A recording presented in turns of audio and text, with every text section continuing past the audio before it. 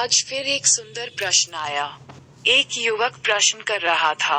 उसने सहज भाव से पूछा, शास्त्री जी, क्या सच में संसार के स्वामी 4 महीने के लिए सो गए? मैंने कहा, क्यों, कोई शक? युवक ने कहा, नहीं, लेकिन ये भगवान विष्णु जगत के रचयिता हैं, और सो गए, और वह भी 4 महीने के लिए। ब्रह्मांड के मामले कैसे चलेंगे? शास्त्री जी ने कहा, आपके देश का प्रधानमंत्री 1 हफ्ते के लिए विदेश चला जाता है, तो देश का कारोबार ठप हो जाता है। अगर किसी एक कंपनी का अध्यक्ष 1 महीने के लिए चला जाए तो क्या कंपनी नहीं चलती? युवक ने कहा कि वो तो किसी को सत्ता सौंप के जाते हैं।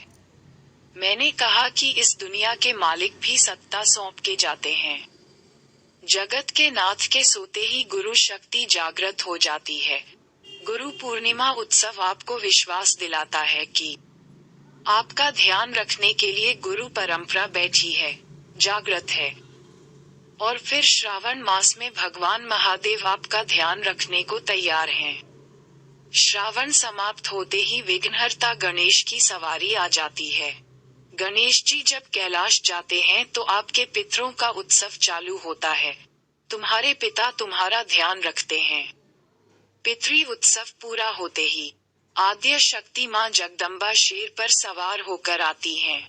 और दिवाली पर सरस्वती, लक्ष्मी और महाकाली तुम्हारा ख्याल रखती हैं, और तुम तैयार हो जाते हो देव दिवाली का उत्सव धूमधाम से मनाने के लिए, क्योंकि जग का नाथ जाग गया है।